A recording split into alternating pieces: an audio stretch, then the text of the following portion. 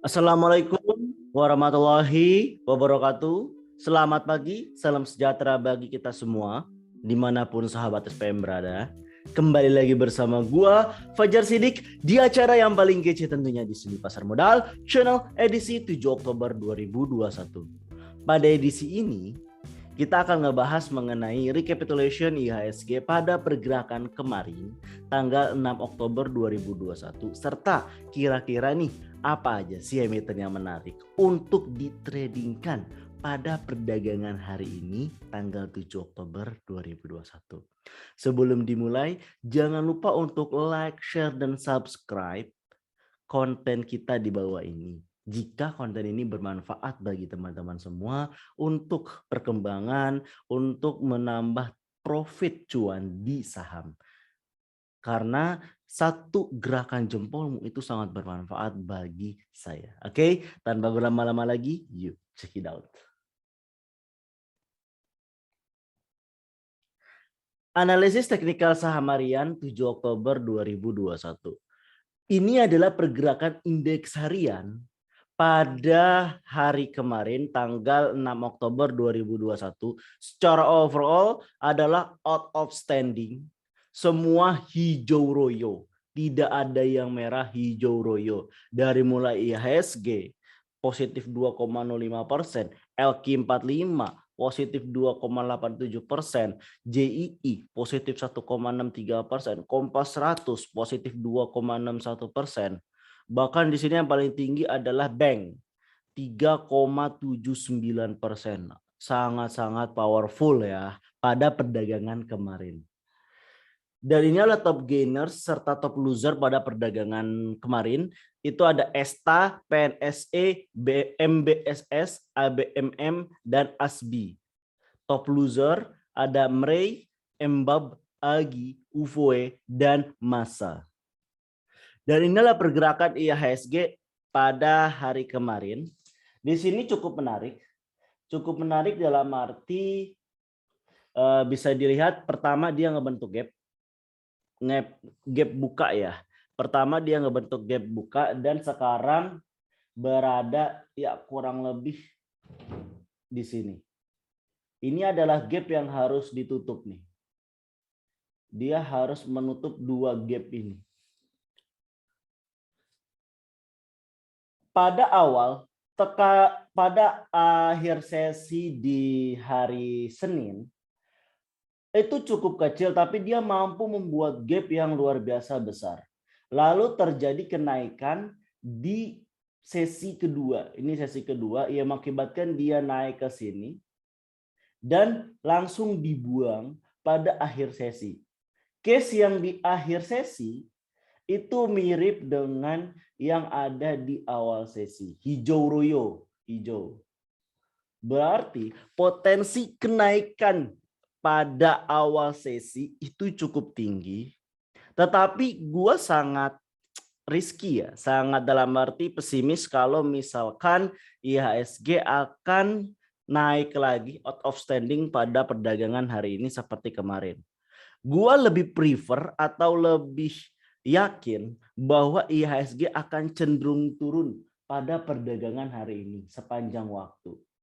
Walaupun di sini nih lihat nih, kalau kita ngelihat candlenya ini masih akan melanjutkan membentuk dari daerah supportnya. Daerah supportnya di sini di 6.440 ya, di 6.440. Tapi gue lebih yakin bahwa dia akan turun ke bawah daripada nembus dari daerah resistennya gitu. Dan ini adalah pom-pom news. Apa itu pom-pom news? Yaitu adalah berita yang dikeluarkan pada saat bursa telah mengalami tutup. Yang pertama, berita dari CNBC Indonesia, Morat Telindo beli saham Friend. Apa kabar Alibaba mau masuk? Emiten menara telecommunication yang dimiliki grup Sinarmas, PT Sinarmas Telekom Friend, melalui anak usahanya PT Pora Telematika Indonesia Mora Telindo, akan mengakuisisi 65 saham perusahaan pengelola satelit tersebut. Ini kabar positif buat Friend ya, buat Friend, kalau misalkan memang terjadi akuisisi sebanyak 65%. Di sini berarti kalau itu ada kabar baik untuk setidaknya untuk menambah modal. Yang di sini adalah akan. Terus yang menjadi kalimat penggiringan opininya di mana? Penggiringan opininya adalah ini.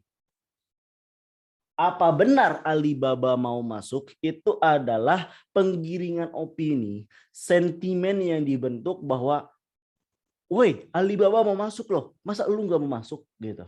Sama aja kayak kemarin yang case di bulan Januari ya, awal-awal tahun, di mana case-nya itu adalah Elon Musk mau berinvestasi di Indonesia. Dampaknya Antam, Teens, dan beberapa emiten itu terkena dampak yang signifikan kenaikannya. Padahal baru rencana. Sama juga dengan ini, yaitu apa benar Alibaba mau masuk ini cuma sekedar sedikit cuplikan berita yang mampu menaikkan tren pada perdagangan hari ini. Berita kedua, REC issue BEX Rp77 per saham. Modal baru 1,8 triliun. Berita dari CNBC Indonesia. PT Bank Pembangunan Daerah Banten (BEX) menetapkan harga pelaksanaan penawaran umum terbatas PUT 7 atau REC issue sebesar Rp77 per saham.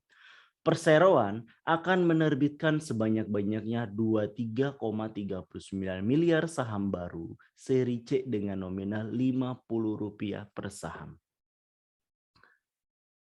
REC issue bisa dibilang baik ataupun buruk, tergantung tujuannya untuk apa, untuk ekspansi atau tidak. Kita harus see dulu, melihat emiten-emiten apalagi yang berada di area gocap seperti ini, itu be careful ya.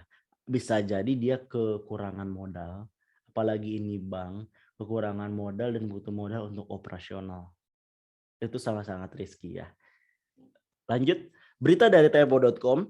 Waskita Karya resmi jual tol Cibitung Cilincing ke API senilai 2,67 triliun. Artinya di sini mendapatkan passive income ya, dapatkan income yang masuk. PT Waskita Karya Persero Wika resmi menyelesaikan proses penjualan aset ruas tol Cibitung Cilincing senilai total 2,67 triliun. Transaksi tersebut dilakukan oleh anak usaha Waskita Karya yaitu Waskita Toll Road dengan mengalihkan seluruh kepemilikan sahamnya. Ini kabar positif tentunya karena dengan menjual berarti ada income yang masuk, dengan income yang masuk berarti neraca keuangan menjadi positif gitu. Berita terakhir, hapus klausul pajak minimum perusahaan merugi pemerintah agar tak memberatkan pengusaha. Berita dari kompas.com. Jakarta, pemerintah dan Dewan Perwakilan Rakyat (DPR RI) sepakat untuk menghapus alternatif minimum tax alias pajak minimum untuk perusahaan merugi sebesar 1% dalam rancangan undang-undang harmonisasi peraturan perpajakan. Ini adalah salah satu sebenarnya kabar atau angin positif untuk para dunia pengusaha. Why? Dengan penghapusan pajak, jadi ada 3 poin yang dalam undang-undang pajak yang baru, yaitu yang pertama itu adalah mengenai tax amnesty.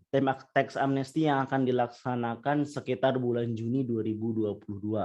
Lalu yang kedua itu adalah pajak badan usaha, yang dimana dalam pajak badan usaha ini naik ya. Pajaknya itu adalah dari 30% menjadi 35% jika pendapatannya itu lebih dari 5 miliar per tahun.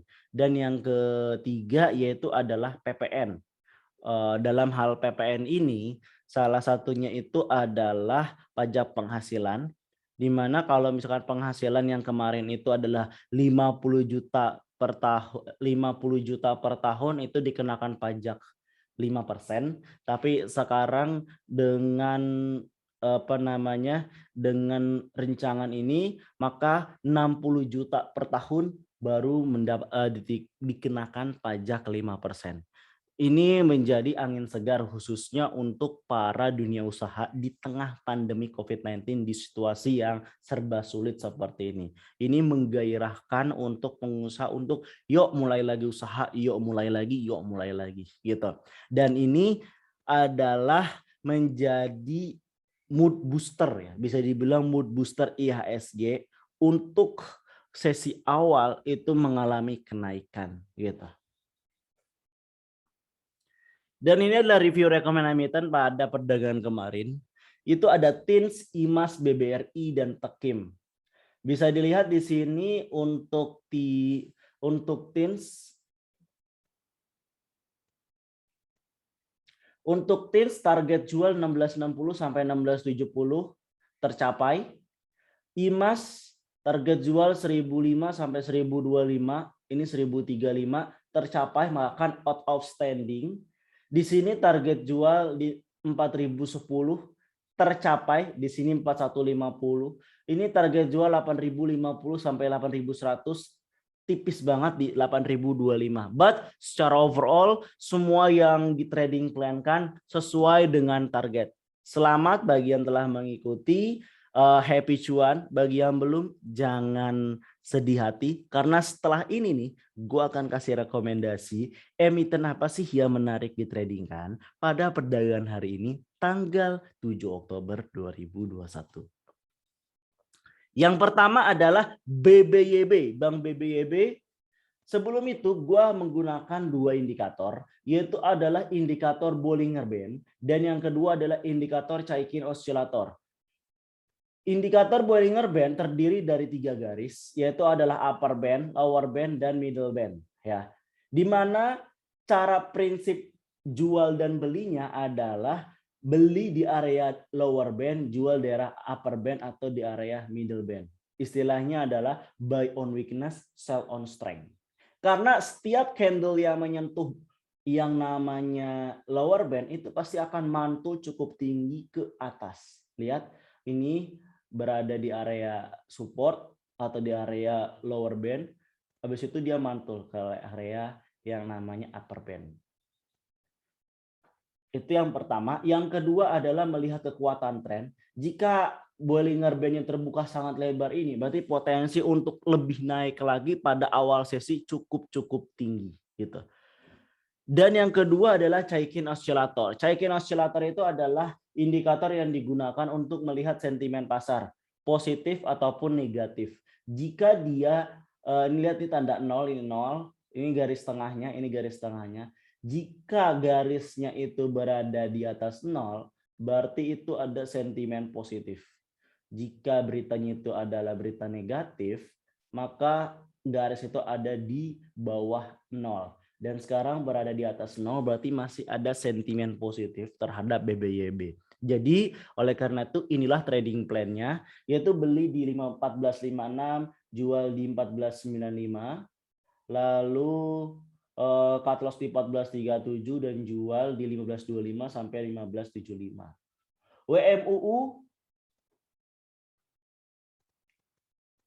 WMUU ininya terbuka, sekarang berada di area bawah middle band menuju bawah, dan ini didukung dengan sentimen yang masih turun negatif. Jadi pada awal sesi WMUU akan koreksi dulu sebelum dia akan naik ke atas ya, sebelum naik ke atas. Beli di 164 sampai 165, cut loss di 160, jual di 170 sampai 172. Terakhir SMKL. SMKL, kalau kita ngelihat indikator Bollinger Band dan indikator yang namanya Chaikin Oscillator, dia trennya lagi naik dan ini didukung dengan sentimennya masih positif. Jadi awal sesi akan soloran naik ke atas. Buy di 320 sampai 322, cut loss di 316, jual di 330 sampai 340. Kurang lebih itu yang bisa gue sampaikan pada perdagangan hari ini. Silakan digunakan sebaik mungkin. Jangan lupa untuk trading harian itu lu harus yang namanya memiliki 2 kunci, yaitu adalah disiplin dan don't be greedy. Oke, gue Fajar Sidik pamit. Happy cuan. Assalamualaikum warahmatullahi wabarakatuh.